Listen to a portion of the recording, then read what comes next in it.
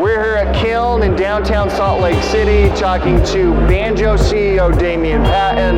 This was an unbelievable conversation. You're going to want to check it out.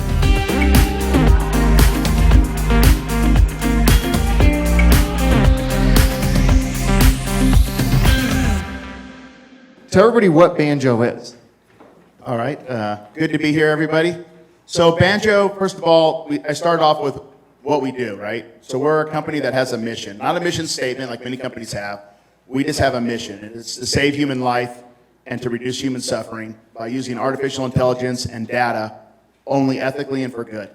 So data such as the 911 phone calls that are emanating across this country, live satellite data, the cameras on the roadways like Department of Transportation, all these different types of live signals, anything that you could imagine, literally comes into this hub of connectivity that we've built. Synthesizes it all together, all these signals that should have never been brought together before, brought together for the purposes of detecting an event.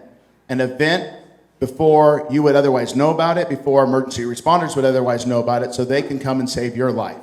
So for example, the Las Vegas shooting. When the Las Vegas shooting happened and the guy fired the first bullet out of the Mandalay Bay Hotel, 12 seconds into the shooting, our system identified not only that there was a shooting, but where the shooter was. So pretty cool, right? Yeah, give it a round of applause.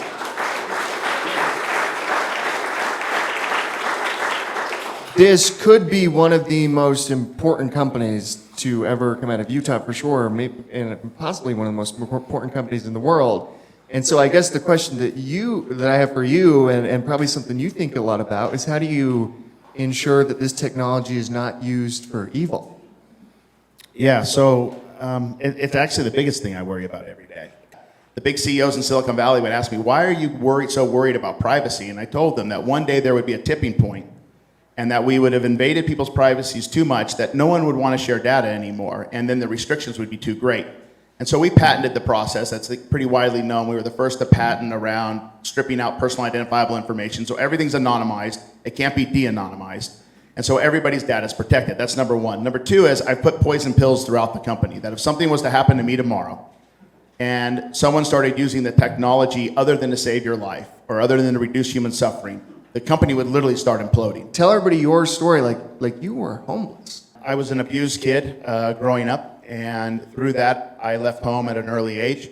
When I say early age, like 13. No time's a great time to be homeless, but that was the height of the gang wars in LA.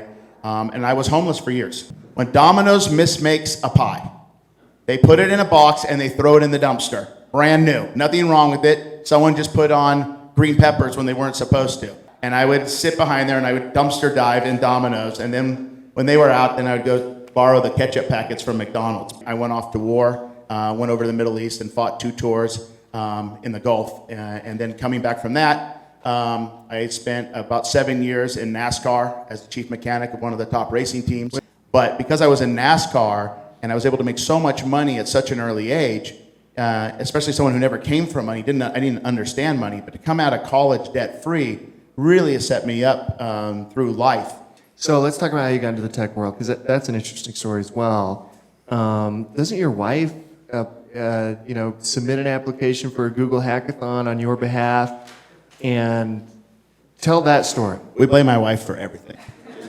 And my wife said, hey, I entered you in Google's annual Hackfest where they invite, you guys have seen it, 300 or 400 engineers or whatever it is, and they give them a hard problem to solve. And then they have a panel of Google executives and I think some venture capitalists, they judge you on the outcome of that. And so my wife said she entered me in it. And I said, well, I'm not going to that. And long story short, she's very persuasive. But I had missed the last flight out, and it's a 9-hour drive from where we lived at the time was Las Vegas up to Silicon Valley.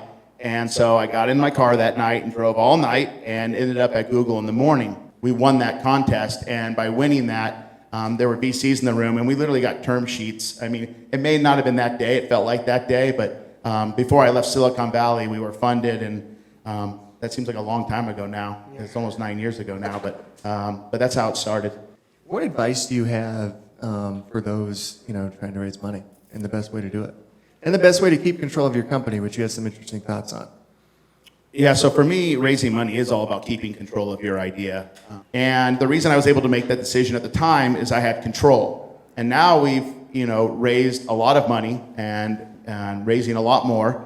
And we still have full control, meaning I still have full control of the company. But raising money is, it's been fairly easy for us, which I know it sucks to hear because I know how hard raising money can be from watching people do it. And we've just been fortunate that we don't have to build decks, and I don't go out pitching and raising money. We've been lucky enough that it comes to us. You say investors found you, but you're pretty hard to find.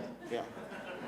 Like, there's not even a sign on your door in Park City in your office. Nobody would even know where you are, right? When I went to your office the first time, I went, where is this place? Even when I was I think there is a sign. It just says it's a doctor's office. Is there? Yeah. That's exactly. So there is a sign. It's really crazy.